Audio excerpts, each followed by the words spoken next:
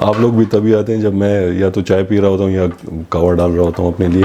Any ویز السلام علیکم. بسم اللہ الرحمن الرحیم.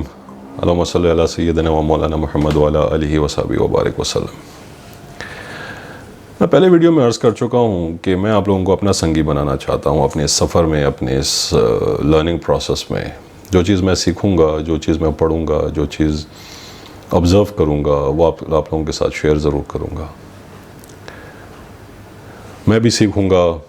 اللہ سے دعا گو ہوں کہ آپ بھی سیکھیں اور اللہ ہمیں ہدایت دے ان چیزوں پہ عمل کرنے کا. ابھی میں نے ایک ویڈیو شیئر کی ہے جس میں آپ کو نیلا آسمان نظر آ رہا ہے اور اس میں روئی جیسے سفید بادل اڑ رہے ہیں. ابھی بارش ہوئی تھوڑی دن کو، تو وہ جب رکی اچانک بادل آئے، کالے سیاہ بادل. بارش ہوئی اور اچانک گھٹا چھٹی. ہم پٹھانوں کو یہ مسئلہ ہوتا ہے. میں جب ان بادلوں کو بیٹھ کے دیکھ رہا تھا تو میں نے اس کی ویڈیو بنائی تاکہ آپ لوگوں کے ساتھ اس پہ ذرا گپ شپ لگا سکوں. اللہ سبحانہ و تعالیٰ نے ہم گناہگاروں کے لیے جو یہ کائنات بنائی ہے کتنی پرفیکٹ ہے. کہا جاتا ہے نا کہ اس کو آبزرو کرو. قرآن شریف میں کتنی دفعہ اس چیز کا ذکر ہو چکا ہے کہ ارد گرد دیکھو، اللہ تعالیٰ کی نشانیاں دیکھو، اس کائنات میں ہر ایک چیز کو دیکھو، اس میں اس کو ڈھونڈو، اس میں اس کی قدرت کو دیکھو. کائنات کی ہر ایک چیز حرکت میں ہے. میں حرکت میں ہوں. میرا پورا جسم اس وقت حرکت میں ہے. یہ جو شمع یہاں پر جل رہی ہے یہ حرکت میں ہے. وہ جو سفید روئی جیسے زبردست پیارے ماشاء اللہ سبحان اللہ جو بادل آپ لوگوں نے دیکھے وہ بھی حرکت میں تھے. ہو سکتا ہے آپ کو اس ویڈیو میں پراپرلی نظر نہ آیا ہو، لیکن اس میں ایک دو تہیں تھیں جو اس طرح اپنے آپ کو ایک دوسرے کو کراس کر کے گزر رہی تھیں. وہ بھی حرکت میں ہیں. وہ جو ہوا ان کو لے جا رہی تھی ان ڈفرینٹ ڈائریکشنز، وہ بھی حرکت میں ہے. یہ زمین بھی حرکت میں ہے اور یہ کائنات بھی حرکت میں ہے. یہ سورج بھی حرکت میں ہے، رک نہیں رہا. سورج بھی ایک محور میں گھوم رہا ہے.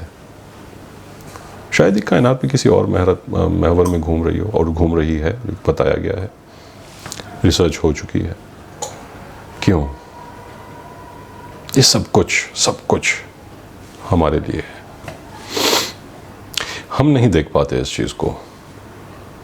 ہم اپنی روٹین میں ان چیزوں کو نہیں دیکھ پاتے، اس لیے کہ ہماری پرائرٹیز ڈفرینٹ ہیں.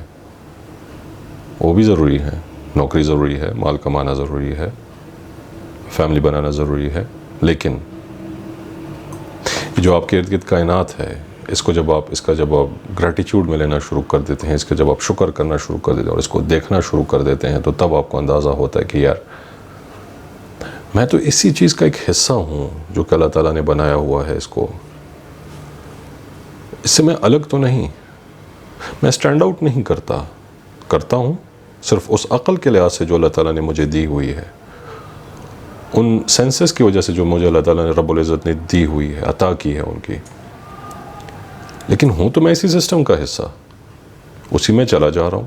میری باڈی اسی کے ساتھ ریئیکٹ کرتی ہے، میری سوچ اسی کے ساتھ ریئیکٹ کرتی ہے، میری صحت بھی اسی کے ساتھ کوریلیٹ کرتی ہے، میرا موڈ بھی اس کے ساتھ کوریلیٹ کرتا ہے. کچھ لوگوں کو جب بادل آتے ہیں، بارش ہوتی ہے تو ڈپریس ہو جاتے ہیں. کچھ میرے جیسے لوگ ہوتے ہیں جو کہ باہر کھڑے ہو کے اس کو انجوائے کرتے ہیں. کچھ لوگوں کو پورا چاند جو ہے فل مون، اس میں ڈپریس ہو جاتے ہیں وہ لوگ. لیکن کبھی باہر نکل کے اس پورے چاند کو کبھی دیکھیے گا، آبزرو کیجیے گا. اس کی جو روشنی آپ پہ پڑتی ہے اور آپ کے ارد گرد پڑتی ہے، اس کا مزہ کتنا ہے. اس میں جو سکون ہے، اس میں جو اللہ تعالیٰ کی جو رحمتیں برستی ہیں وہ کس طرح کی ہیں. ہماری لائف، ہمارا جسم اور ہماری روح یہ ایک فریکوینسی میں چل رہی ہے ایک دوسرے کے ساتھ، اس کائنات کے ہر حرکت کے ساتھ.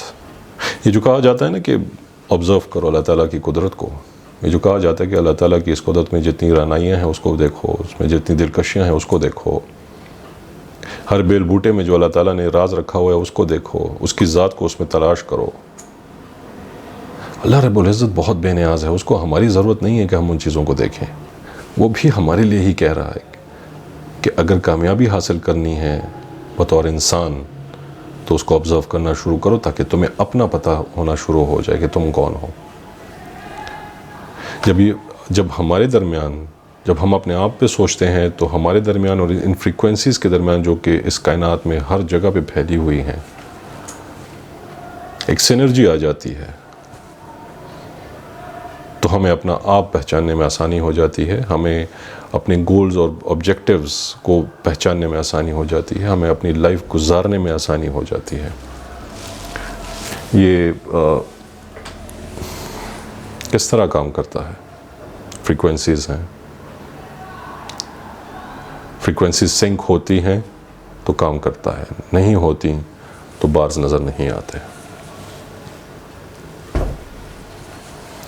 جب تک اپنے آپ کو اینٹینا نہیں بناؤ گے سگنلز ریسیو نہیں ہوں گے.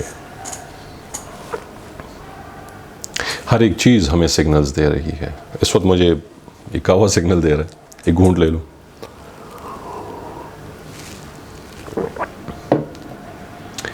ہر ایک چیز ہمیں سگنل دے رہی ہے اس کے ساتھ سنک ہونے کی. میرے ایک بہت اچھے دوست ہیں محمد عمران، ان کے ساتھ کچھ پلان بھی ہوا ہوا انشاءاللہ کریں گے. ایاز صاحب اور عمران صاحب، وہ ہمیشہ اسی سنکرنائزیشن کی بات کرتا ہے. بہت زبردست نفیس انسان ہے، بلکہ دونوں ہی بہت نفیس لوگ ہیں. مزہ آتا ہے ان کے ساتھ بیٹھنے کا. صرف کام کی باتیں نہیں ہوتی بلکہ بہت سی ایسی اسپریچول باتیں بھی ہو جاتی ہیں جو کہ مزہ آ جاتا ہے. وہ ہمیشہ سنکرنائزیشن کی بات کرتا ہے. سائنٹسٹ ہے تو آبویسلی ٹیکنیکل چیزوں پہ اور سائنٹیفک چیزوں پہ ہی بات کرے گا، لیکن وہ جو سنکرنائزیشن کی بات کرتا ہے وہ اس پہ جب میں نے غور کیا تو یار اوکے ٹھیک ہے، بالکل ہے. اشفاق صاحب کا ایک ڈرامہ ہوتا تھا من چلے کا سودا، ایک جیل کا سین ہے جس میں فردوس جمال صاحب اور سرحدی صاحب جو ہیں وہ مکالمہ کر رہے ہیں جس میں میٹا فزکس کی بات ہو رہی ہے، اسی سنکرنائزیشنز کی بات ہو رہی ہے. یہ جو لوگ اللہ کے قریب ہو جاتے ہیں وہ سنک ہو جاتے ہیں. پچھلی ویڈیو میں نے جو میں والا کانسیپٹ آپ کو بتایا وہ بیسیکلی سنکرنائزیشن ہی ہے اس فریکوینسیز کے ساتھ جو اس کائنات میں حرکت کر رہی ہے. اللہ والے لوگ جو اللہ اللہ کرتے رہتے ہیں سارا دن، ایک تھاپ لگی ہوتی ہے اللہ کی، وہ اس وقت فریکوینسیز سنکرنائز ہو رہی ہوتی ہیں. وہ جب ایک لیول پہ پہنچ جاتے ہیں تو پھر ان کو اندازہ ہونا شروع ہو جاتا ہے کہ میں کون ہوں، یہ کائنات کیا ہے، یہ تو کچھ بھی نہیں ہے، یہ تو الگ ہے ہی نہیں، یہ تو میں ہی ہوں، میں تو اسی کا حصہ ہوں. یہ تبھی اچیو ہوتا ہے جب آپ اپنے آپ کو ڈھونڈنا شروع کرتے ہیں، سیلف ایکچولائزیشن کی طرف آتے ہیں، اپنی بیلیفز پہ سوچنا شروع کرتے ہیں، اپنے ایموشنل مینجمنٹ کرنا شروع کرتے ہیں، اپنی پرسنل لائف پہ فوکس کرنا شروع کرتے ہیں، اپنی فیملی لائف پہ فوکس کرنا شروع کرتے ہیں، اور کچھ ویلیوز رکھتے ہیں زندگی میں. ویلیوز پہ بات ہوگی انشاءاللہ کسی اور ویڈیو میں. خوشی اور غم پہ فوکس کرنا شروع کر دیتے ہیں کہ کون سی امپورٹنٹ ہے، پرائرٹیز رکھنا شروع کر دیتے ہیں، گولز سیٹ کرنا شروع کر دیتے ہیں. تو آپ کو تب اندازہ ہونا شروع ہو جاتا ہے کہ یہ جو حرکت میرے ارد گرد ہو رہی ہے ساری کائنات میں، وہ اللہ رب العزت نے میرے لیے کی ہوئی ہے، ہمارے لیے بنائی ہوئی ہے. ہمیں صرف اس کے ساتھ سنک ہونا ہے. جب آپ سنک ہو جاتے ہیں تو میرے دوستو، پھر وہی بات کروں گا، اس راستے میں میرے سنگیوں، اس کا مزہ ہی کچھ اور ہوتا ہے. میں بھی ابھی اس لیول پہ نہیں پہنچا. اللہ رب العزت سے دعا ہے کہ جو صحبت مجھے نصیب ہوئی ہے اس کی وجہ سے میں اللہ مجھے تھوڑا بہت اپنی گناہوں کی مجھے مداوع کرنے کی توفیق دے. لیکن اس کا جو مزہ ہے، تھوڑا سا حصہ جب آپ اس کا مزہ لینا شروع کر دیتے ہیں تو آپ کو اندازہ ہو جاتا ہے کہ یار دس از لائف. کتنی خوبصورت چیز ہے یہ کائنات، کتنی خوبصورت چیز ہے.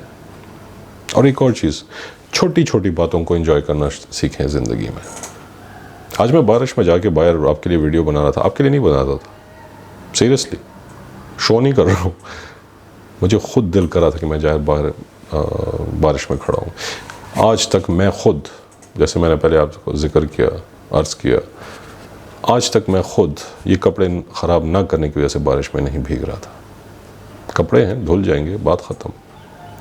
لیکن جو مزہ مجھے آج بارش میں کھڑے ہو کے ہونے سے آیا، جو مزہ بچوں کو دیکھتے ہوئے بارش میں کھیلتے ہوئے مزہ آیا، اس میں بات ہی کچھ اور ہے دوستو. As a ritual